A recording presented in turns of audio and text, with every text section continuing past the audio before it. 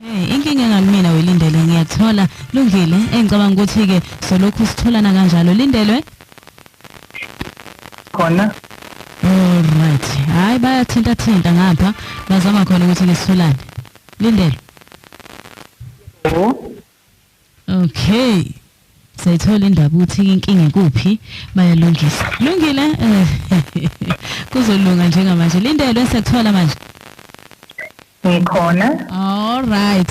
kwaqonda kwaze kwatsheka ke njengamanje siyabonga kakhulu Lindelwe namhlanje siphethe ke isifundo esithinta ke iData Science and Machine Learning yena ndaba yethu esiphethe njengamanje okay uma singena kuyona ke imbozo yethu esiphethe njengamanje sizwe kabanzi mayelana ke naso lesihloko mhlambe ke ukubheka kabanzi ngaso uzoke usichazeleke uchazele umlaleli ngabo ke lobu buchwepheshe esikhuluma ngabo namhlanje obizwa ke nge-machine learning ne-data science ukuthi ke ngabe ke konke lokhu kusuke ke kukhulunywa ngani Ngizoqala ngibonge futhi ukuthi nibe nami namhlanje sizoqala ngokubheka i-machine learning ukuthi yona ngabe iyini ngiyethemba ukuthi ngizwakala kangcono yes siswami ko right konke okay ngiyabonga i-machine learning umkhakha engawuchaza mhlambe njengomntwana osebenza njengomntwana ukuthi umntwana mayezalwa usuke engakakwazi lutho elalela abantu bekhuluma eqale balingisela kuze kuye ngokuya ukuthi useyikhulumela yena into ephilayo bese kuya ngokuya ukuthi useyakhula useyakwazi ukuzenzela izinto ngokwakhe kanjalo ke nawo lo mkhakha uba kanjalo ukuthi kungaba yimshini noma kube ake sithi nje i-system oyifundisayo ukuthi funda kanje uqale uyiqeqeshe ukuthi funda izinto kanjena bese kuya ngokuya besiyazenzela kahle uma sisuke sikwenza lokho sisuke senzela ukuthi sinciphise isikhathi ezintweni uyabona njengoba senze i-calculator nje singeke sikwazi ukuthi sibale ngama 1 by 1 senze i-long division kunokuba senze i-long division sithatha i-calculator siyacofoza laphana sikhiphe inamba nayo ke yenza kanjalo yenza lezi zinto lezi engathathi isikhathi eside ukuthi thina sizenze masizenza nga 1 by 1 ngashonilanga bese ke kuthi ke i-data science yona into eyenzayo ngoba ize isho nje ukuthi i-data science kulokho kusho ukuthi idila ngemininingwane into eyenzakala ukuthi imininingwane esinayo namuhla eminye ayimisha imininingwane ebisinesikhathi khona ukuthi bingeminingi ngendlela esiminingi ngayo manje ngendlela esiminingi ngakhona siba nalokho ukuthi ikhona into engasitshela yona lemininingwane ngendlela eminingi ngakhona sibeke sesifuna ke lento okuthiwa i-insight ukuthi sibone ukuthi ngale mininingwane leyo singayisebenzisela kuphi ezintweni ezingasiza thina ngoba ukuba nayo lemininingwane beminingi sigcina singayisebenzisanga kuzogcina vele kungasizi ngalutho kanti kuningi singakwenza ngale mininingwane njengoba siqhubeka ke nalo hlelo okunye ke ngizobe ngichazisisa kahle masiqhubeka ukuthi ezinye izinto yiziphi naziphi engazenza Lungile ke siswami siyabonga usuzindlalelile wasitshela ukuthi ke kahle siphethe into efana nani sesizwile siyabonga kwamanje ke emva kwemizuzu emibili sobe sisiphinda sixhumana nawe indaba sezikhona egcwele losheshile umntaka Ncopho siyathokoza siyabonga Kwamukela. Ngiyabonga kakhulu. Alright, siyaqhubeka sibheka ke umbuzo wesibili. La sibheka khona ukuthi ke mhlambe ke isetshenziswa kuphi lemshini esikhuluma ngayo ke namhlanje. Lemshini le isetshenziswa inkampani eziningi esebenzisa imininingwane engicabanga ukuthi njengamanje bathi lemininingwane le bathi igolide elisha lethu. Ngoba ngaphandle kwalemininingwane ibusiness lakho kulezi insuku lizosala ngempela ake ngenze nje isibonelo amabank lapha abantu esibhenka nabo uthola ukuthi mhlambe kwesinye isikhathi uyafonela kuthiwa i-account yakho inenkinga kanje ingenxa ukuthi basuke besebenzisa wona lo mkhakha lo ukuthi babheke ukuthi yiziphi izinto ojwayele ukuzenza uma sowenza izinto ongajwayele ukuzenza bese kuba khona lokho ukuthi i-computer izobatshela ukuthi khona into wrong kunjengokuthi nje nawo umntwana wakho mayingajwayele ukuthi afike ekhaya useyafika ekhaya useyakhala nani nawe uzowethuka ukuthi hayibo akajwayele ukwenza kanje ubani uke wenza into engajwayele ajwayele ukuyenza bese uyaqala uyamnaka into kanjalo nakhona kuba kanjalo nakulama banki babheka lezo zinto lezo ukuthi wena ujwayele ungena la ujwayele ungena lapha ujwayele ukusebenzisa imali engaka kwase kungena imali engaka manje siyazi ukuthi wena uhola kangaka base kungena imillion manje laphuma futhi madozi bese beyayivala ke account nakuma network lawo esiwasebenzisayo ngike ngaba nenkinga ke ukuthi ngonyaka odlule ekhaya bake bathi kunama minutes akanjena mangithi ngiyawabheka mina ngapha awekho sengiyacabanga ukuthi konje babheka ukuthi umuntu ifoni yakho isebenzisa kangakanani isikhathi esingakanani la ayisebenzisa khona efonini ukwenza ama calls kwesinye isikhathi angene ku-internet zonke lezo zinto lezo and then ngokubheka ke lokho ukuthi uyisebenzisa kanjani bese bekunikeza ama offers thizeni angekafane na umunye umuntu futhi angekafane na umuntu okwenye indawo size futhi kwisibonelo esinjenga sithi nje uPick n Pay itolo lezo sithenga kuzo kunendawo la othi moya khona angeke ufice u50 kg yabo wempuphu uyibuza ukuthi kungenxa yani ngenxa yokuthi bayabuka ukuthi kule ndawo basebenzisa izinto kanjena indawo yasemakhaya bafuna ukuthenga izinto in bulk angeke balokhe bathenga o5 kg weimpuphu nani mawuya ngaphi sesilungwini lapha akuthengwa o50 kg ngoba umuntu engathenga u50 kg mase kumele aphume lapha kusasa uma stand esithini ngoba indawo eningi esesilungwini uthola ukuthi abantu akuzona indawo zabo basuke beyirent angeke umuntu athenga u50 kg angazi ukuthi kuzophela esekuphi isimo sikanjani uyabona izinto ezikanjalo so thina sibuka nje sesibuka ngoba sesilethelwa lezi zinto singacabanga ukuthi kukhona ubuchwepheshe thizeni ababusebenzisayo ekuthenini yini abangayiletha kuphi Kuyezwakala siswami uyazi yangithusa lento oyishoyo yokuthi ke uma sibheka la efonini njengoba uwenze isilinganiso noma ke isibonelo sefoni sokuthi ke bayabheka ukuyisebenzisa kwakho ukuthi uyisebenzisa kanjani umuntu oyisebenzisa kanjani uyazi ukuthi ke sengingabe nenkinga uma athi awungithengela ama minutes uma ngiwathenga lawa ka 12 rand ajwayelekile azothatha 3 days uma wathenga uthenge mhlambe usuyithengile le airtime nakho ke usufuna ukuthenga lama minutes awuwathole efonini kama kodwa kweyami ifoni uyakwazi ukuthi uwathole ngaso sonke isikhathi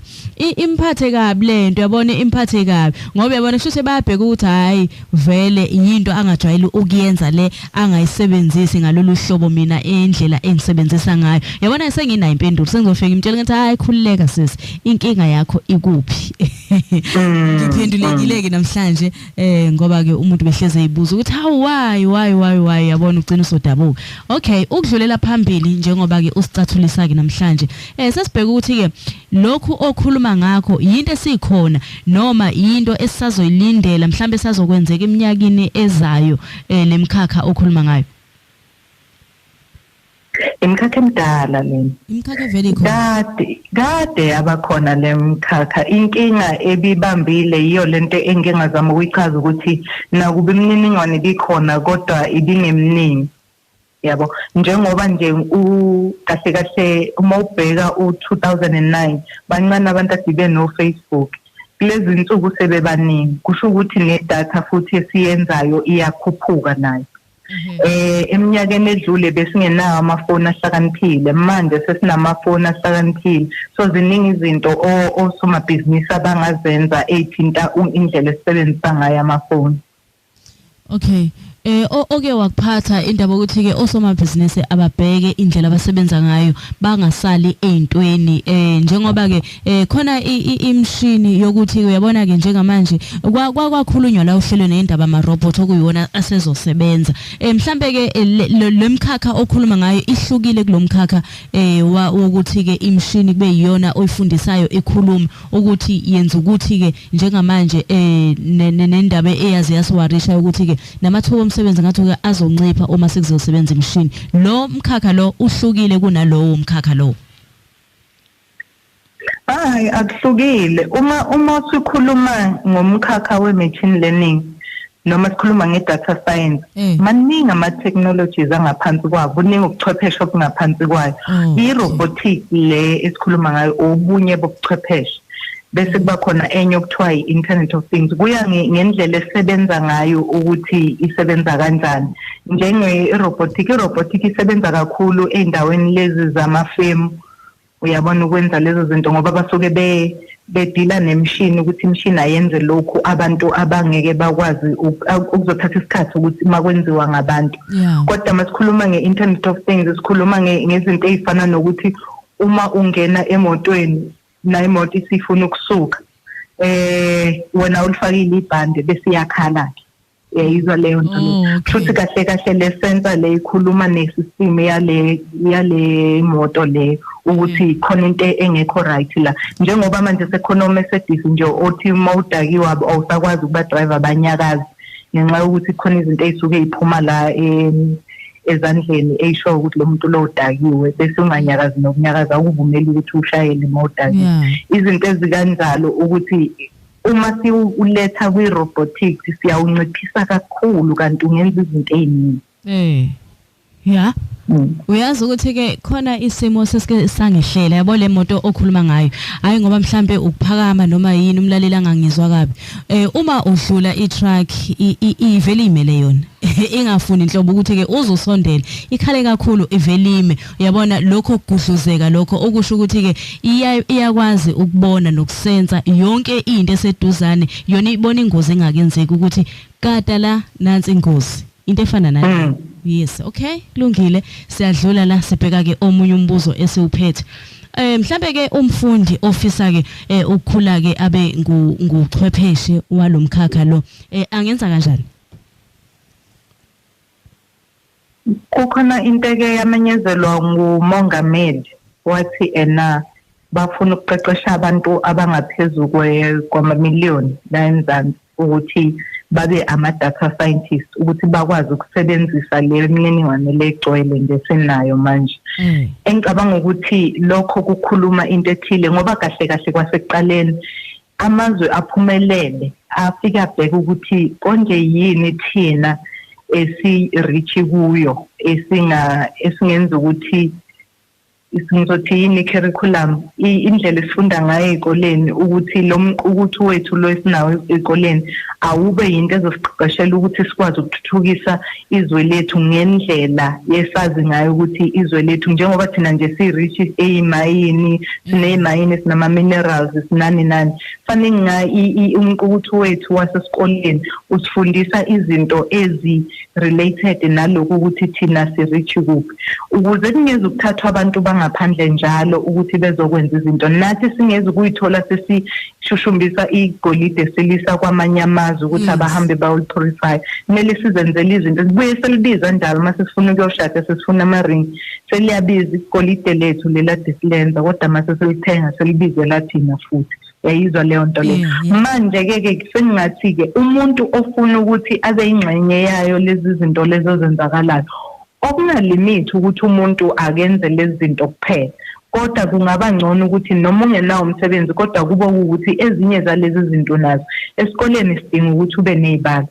sidinga ukuthi ube ne-physics lokho kungakubeka emathubeni amaningi ukuthi wazi chemistry ukuthi wazi biology e-university sengathi ungathatha nezinto ezine-statistics ezine-maths phakathi nakho lokho kungakubeka emathubeni ukuthi ube ingxenye yawo yonke lento eyenzakalayo ethatha lezi zinto zobuchwepheshe ibeka kwelinye izinga.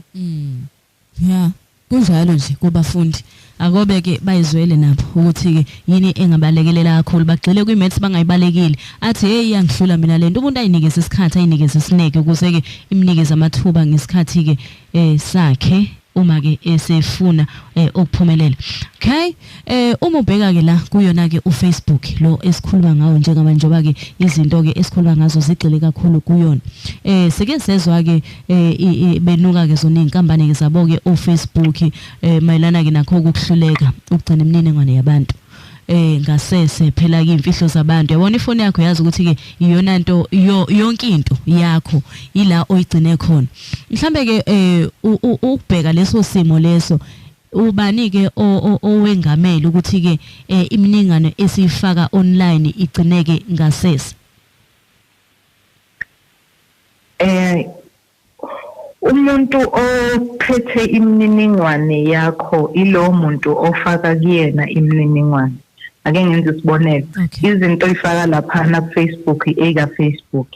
Sekungaba uye ku Facebook ukuthi uhlangene nabo bani obana abasebenzisana kanye nabo bese ke eyayidayisa leyo information. Njengoba uzothi uyihlalele nje ubuthola i-call evela kubantu uthizeni bomshwayelense. Usuyabuza hayibo.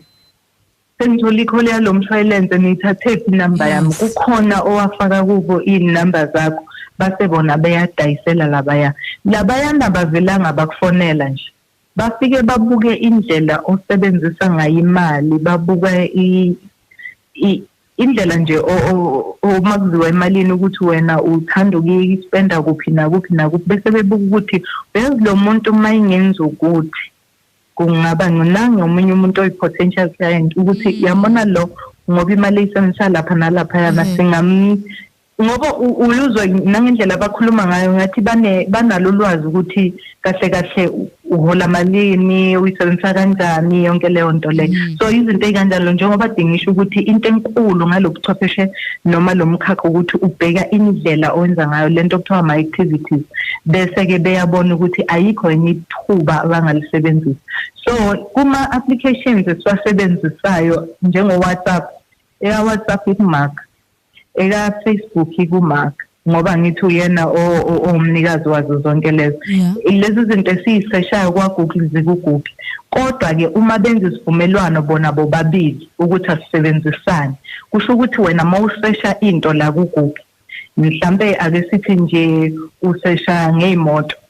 mawusuthi ungena ku Facebook Zizi elapha eKapa lodumo sikhuluma naye ngochwepheshe enguwaka Manqele khona la kwaNongoma. Kumnandi kakhulu ukuthi ke ukhulume nomuntu wakhona endaweni ezokukhulumela indaba ezifana nalezi ezishaqisayo. Yabona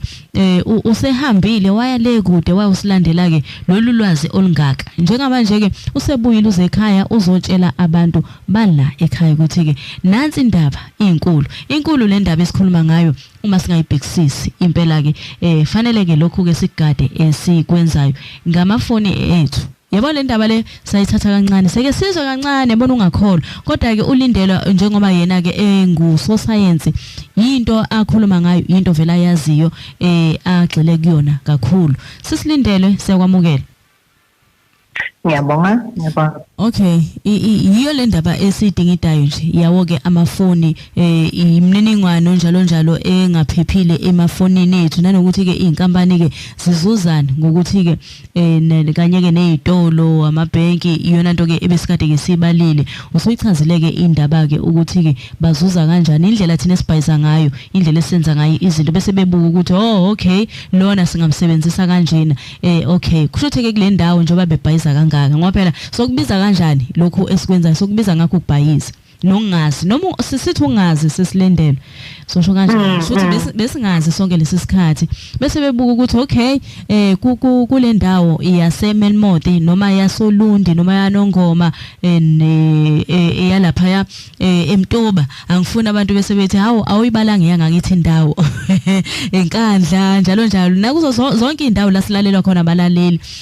bese bebona ukuthi okay kule ndawo yaseMtoba singabasebenzisa kanje singaletha liphi business ngoba bona siyababona lapha emafonini ukuthi into abayithanda kakhulu ile angithi kunjalo sesilindele iyona into obuzama ukuchazela yona. Yebo iyo yona le information la abayisebenzisayo ukuthi yini enithandayo yini bese bethi abalaleli thina endaweni yangakithi ke asithuthuki ingaso lesi simo sokuthi ke bahamba emgudwini vele nina enigxile kuwona hayi ngoba bengafuna ukuletha intuthuko okuyiyona yona ukuletha izitolo ezingcono kunalezi ezikhona endaweni. Ziningi izinto ezenziwayo ngaphambi kokuba kulethwe i-business. Kumele kucheckwe izinto eziningi abantu bakuleyo ndawo bahola kanjani bahola mabese beholile bayisebenzisa kanjani imali yonke leyo nto leyo ngayiletha yini isinema kwaNongoma ngayiletha kanjani isinema kwaNongoma uma imoto zokuhamba iphela ngo4 ayithi ayibona ndaba nezitolo futhi ke mhlambe ke zakhona bayazazi ukuthi ke zivala bono 4 yonke lo nto leyo Alright, siyabonga kakhulu sesami. Ake sihosha abalaleli sibeze ukuthi bathini. Sesikhulume kakhulu sobafundisile ngayo ke lento le esikhuluma ngayo njengamanje. Asibanikeze inombolo 0725369068 uline 207641738053 noma uthumeleke umqhafazo ku 0632194471. Uyithini le ndaba? Abalaleli ke behleze bekhala ke ngeingane zabo ukuthi lezi ingane lezi zethu zazi ukuthofa amafoni kuphela. Yona into eziphilayo. Thina ke siphephile kodwa ke kancane ezintweni ezenza siphephile. Ngeke sifane nalesi Zululand esikhona njengamanje. It's worse. Siswami songangiphikisa kodwa ke kuwes khona ke la umqhafazo okhona uthi ke umlaleli ngibonge lapho estudio ukuthi ke nisichushise ngezinto ezithinta ubuchwepheshe ngiyaqala ke ukulalela lolu hlelo ake sibongeleke lapho njengoba ke umlaleli sithumelile singezwa uvu lakho ukuthi ke uthini kuyona ke inombolo 0725369068 uline 0764173853 noma uthumeleke umqhafazo ku 0632194471 sisalinde bona ke abalaleli ukuthi ke basixhume mhlawumbe ke khona yini okunye ungasifundisa khona ukuze ke phela siphephe ezintweni kuzona zonke inhlaka noma ke ngazo zonke indlela sisilindele into ebengifisa ukuthi sibuke kakhulukazi thina gengeka 1980 bani ukuthi sikubuke njengethuba elihle leli ukuthi thina siyasazi isizukulwane esingaphambi kwethu noma ke esisilandelayo besingayisebenzisi kakhulu lezi zinto futhi siyasazi isizukulwane esisilandela lesesincane ukuthi sona sisebenzisa silezi zinto kakhulu asiyazi impilo ngaphandle kwalezi zinto yabo umuntu nje mayithatha ifoni kube sengathi nje ikhanda liyaphambana akazi ukuthi uzokwenzani ngempilo yakhe so yes ngithina ithuba elihle leli lokuthi thina sisulwane siphathi nendawo esibaqondayo abasemuva nesibaqondayo abaphambili ithina okumele sisebenzele lithuba ukuthi sizame ukubabeka ezintweni laba bantu laba sibatshela ukuthi ngoba silapha nje siphuma lapha futhi sibheke lapha ngoba uma sibuka ezintweni esibheke kuzo zibuye zithuse kukhona nje ngenza isibonelo khona irobot elike lenziwa abantu baka Facebook bebelifundisa ukukhuluma ukuthi liphendulane nelinye lakhuluma baze kwagcina kwafika la ukuthi khona lama robot omabili abesekhuluma ilanguage noma ulimi abangalwazi laba balenzile and ngendlela abedekhuluma ngakhona bekubonakala ukuthi ayezwana makumele ahleke kanye makukwate onke uyayibona izinto ezikanjalo ayezwana kodwa sekhuluma ilanguage enga-exist angithi ama-languages wanika amagama njengokuthi English isiZulu isibhunu nani le language ade beyikhuluma bebengasayazi ukuthi bazothi yiphi babuka ukuthi lama robot lawa azogcina eplan ukuthi awasibulale phela bavele bawa destroy yeah so manje siyakule era le ekanjalo ukuthi nakuba ekhona ama robot ngifuna ukuveza lokho ukuthi asekhona amathuba omsebenzi ngoba siyabafuna abantu abazowa monitor lama robot siyafuna abantu abazowaqeqesha ngendlela ukuthi angabe sesijikela ngoba mase kunama robot yonke indawo cabanga lama robot esekhuluma ilanguage azwanayo ngawo avela athi asibabulala yebo kunganjalo futhi kunganjalo bangasiplanela ngempela hayi cha kunzima yenzima indaba efana naleyo ukhona ke umlaleli uthi ke msakazi uma kungukuthi ke lobuchwepheshe buyasebenza why bengabanjwa abantu ke abagebenga abantu ukumphendula lapho ngathini mhlawumbe ke sithi ebagebenga kuphi ebank noma ibaphuca imali emgwaqeni noma kwenzakalani ngicabanga ukuthi ke ilobo bugebengu ebesibusho buyena ukuthatha njengobugebengu ukuthi ke information yethu esuke mhlambe ukuxhumana nomuntu ukhuluma thizeni noma ke izinto zenzayo bese bona bekwenza ngale ngendlela yabo bebona ukuthi okay lo muntu uthanda ukuthi into yakho bayisebenzise ngendlela njengoba uchaza nje sisilindele ukuthi into yakho bayisebenzisele kwezinye izinto ngesimo sokuthi bayakubona ukuthi okay ukusubona kuthiwa nali page la kwa Toyota how leli page selivela lapha kwenze njani kangangokuthi ngisho siyikhulumela yabo siyikhulumela ngenye into ukuthi hawe awungitshela phela ukhokha malini kumshwalense wakho nalowo uyakhuluma mawusuthi ungena ku-Instagram ubona sekungena my way hayo sekwenze njani ngoba kunama-sensors kulama smartphones. Uma ukhuluma apicka up ama-keywords lawo usuke wakhuluma nomuntu so ngalesi sikhathi uyologa in wena laphayana sebebona i-potential client efuna lolu sizo nalolu asizo yabona. So ama-adverts lawo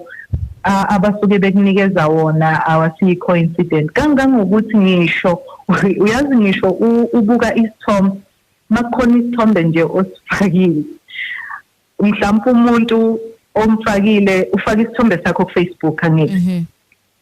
and then uthola ukuthi wena into oyithandayo icathule njalo mawubuka isithombe somuntu mhlawumbe owesifazane ngoba nawe wesifazane uzoqala ubheke icathule uzothi usuka ububona so-recommendelwa ozandu sekuvele sekunama-page kanjalo ngoba lezi zinto lezi zinamakhamera a-check-ayo izinto ey'ningi we are monitored izinto zethu nje zisobala uyabona ma usisi wami uke waya e-USA waya kwaGoogle njengoba ngihlezi la bayangibona bengabona yonke into ngisho nento engiyibhala phansi sisobala kahle kuwukuthi-ke ngenxa yemithetho nama-policies abakwazi ukuthi bakungezele ividiyo bethi nayo ividiyo yakho kade wenza ini kodwa bona usobala kubo uma befuna leyo nto leyo ukhona ukuthi umuntu ukhokhe imali thizeni ukuthi akubone bengakubona noma ungabe kuthiwa ukuphi nezo.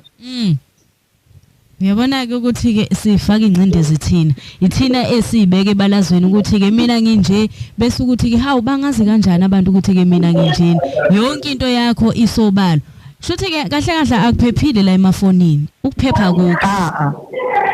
ikhona-ke nekhampani la eMzansi i-base la eJohannesburg kodwa ngeke uzwe-ke ngayo uyabona ifoni yakho ngishicimile bengezwa into oyikhulumayo uma kuthiwa into i-secure noma kuthiwa iphephile yilapho ukhuluma khona nomuntu umlomo nomlomo i-battery ikhiphile efonini lapho kangeke bezwe lutho olukhulumayo kodwa noma ngabe kuthiwa ifoni uyivalile manikhuluma bangakuzwa ukuthi uthini kuphi kodwa-ke leyo information leyo-ke leyo mniningwane leyo awuvele nje uyithole kungafanele ukuthi ukhokhe imali eyishisiwe ukuze uyithole. Okay. Uyazi ukuthi-ke lento le iyona mfundiso-ke esicabanga ukuthi-ke iy'ngane zesikole ziyayidinga ukuthi-ke ukusebenzisa kwaba amafoni ngendlela-ke engekho-ke right kubaholela ekutheni-ke baluze izinto ey'ningi isimo sokuthi bayabona ukuthi-ke abekho serious ngezinto-ke abazenzayo emafonini ilokho kuzobalimaza esikhathini esizayo. Ngiyacabanga ukuthi-ke kanjalo sisilindele. Kungabalimaza nginomunye umngane wami oqala ibhizinisi uthe mayiqala ibhizinisi kukhona into ayibhalile ku-Facebook kusho ukuthi mayisethola idili nalaba bantu laba bese besebenzisa ezinye izinto against yena ukuthi wena uke wabhala ukuthi leyo nto leyo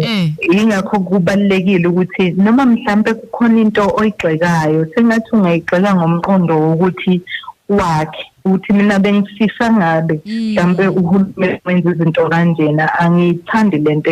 hayi ukuthi uthi ubani ukuthi gaxa igama hawu yayibona leyo nto leyo ngoba amanye amakhampani uma u-apply ngaphambi kokuba bakubize for interview bahamba bayobheka i-account yakho kuma-social networks ukuthi uthini kubani so lezo zinto lezo zibalulekile kakhulu futhi abafuni ngisho nelokhu njalo nemvume yakho banendlela yokuthi bakwazi ukuyithola lezi zinto lezo uma beyifuna.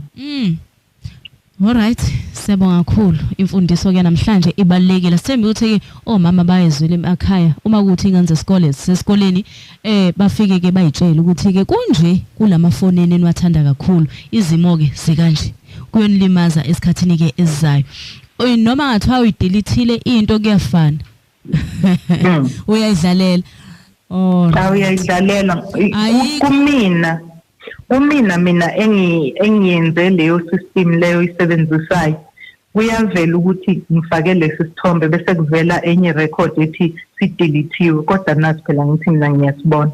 ukuthi udelete lesi kuvela lokho nje kodwa wena ungacabanga ukuthi uyisusile into once nje waqala wayifaka efonini leyo nto leyo isingatholwa abathizeni mabeyifuna ngoba uyabona une iPad i-iPad uyakwazi ukucheck ithombe mhlawumbe ufuna ukuyiviewa ngokwama album noma ufuna ukuyiviewa ngekwelocation iyakubonisa ukuthi lesi sithombe usithathe endaweni ukuthi vele kuvezela imap so usungambona lo muntu ukuthi eSouth Africa uhambe yiphi nayiphi indawo leso wayisithathe kuphi all right Sema kakhulu okay shutha ayikho enye indlela esingayisebenzisa ukuze ke siphephe imininingwane yethu iphephe noma ke igcineke ngendlela thizeni iyangasese ukuze ke phela ke kungaveli konke lokho njengoba ke thina senza shothi into fanele siyenze ukuthi ke ukhulume ngendlela okuyiyona yona ezokwakho omunye umuntu babone ukuthi lo muntu lo khona lento anayo ekwazi ukuthi ke userious ngempilo ake ngisho kanjalo kuyadepend ukuthi kahle yini oyenzayo ngefoni yakho ake sithathe nje umzekelo uyabona nje mawusebenzisa ilokhu ngana ama credit card into kanje lezi zasebank uma uzohamba uyifaka noma kuyiphi kumapha ama website abantu bagcina sebeyithathile bayisebenzisela ezinye izinto enye into ukhona lento okuthiwa i-address bar la ufaka khona ukuthi www.banban ukhona lento le okuthiwa i-log umuke wafaka i-website wathi www.csir mhla ungakaqedi khona lento engathi ngidip evela laphana uma ivela ivaliwe kusho ukuthi into ozoyithola kuleyo information kuleyo website leyo iphephile uma ivulekile kusho ukuthi noma ubani ongena kuleyo website engayithola leyo mniningwane yakho noma yini ofike wayishiya lapho bese kuba khona lezi zinto lezi zoma public wifi la uthola khona iwifi yakhona kuthiwa ayithenga ini sokunikeza ipassword ungene lapha akumelanga wenze izinto enjengokubanka nani kulawo ma wifi ngoba amanye ama cookies or kukhona lento le ekwisystem yokuthi mawenze into iyayigcina noma wena ungazi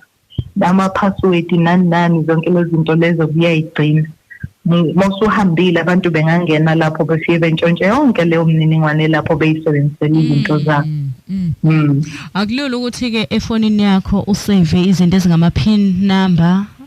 ama account number yabona ngoba kulula uthi hayi uma ngiphethe ifoni yonke into yami iphelele ngoba ila ifonini shuthi yonke lonto le delete yebo ngoba bangakusebenzisa bathi okay lo muntu njobe ebhale kanjena ha kulula ukuthi ke izinto zakhe sicheck ebank okay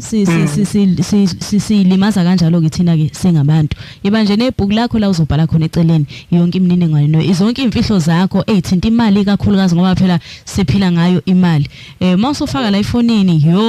ngiyakutshela ke wena ugebengu ke bese uthi ke how kwenzeke kanjani ngoba yonke into yami ivikelekile ngoba ngibeke ngendlela eyona lungile imzuzu ke njengamanje msemhlanu kuphela esele ngaphambi kokuthi ligamanxa ihora ke lesibili sikhuluma ke noLindelweyizizwe lapha eKapa njoba ngishilo okay zimnandi ke indaba esifundisa zona ke namhlanje engithemba ukuthi ke ipeni nephepha njoba ngishilo ngathi ke liphathi ukuze ke ubhala ungakhohlwa izinto ke aseyishilo njoba uyazi ukuthi isikhathi sokuthi ke ufunde ngezinto ke ezokwakha ezokusiza uzuze njalo khona la umbuzo wami ogcina bese ke siyindabeni ukuthi ke ingabe ke mhlambe ke inkampani ke noma ke amabhenki izitolo njalo ke ezidayisa la online yini labayizuza ke noma ke bazuza kanjani ke kuyona ke imininingwane nohla ke lezinto esizenza ke online uyazi kunezinye izinto esizenzayo esingazi thina ukuthi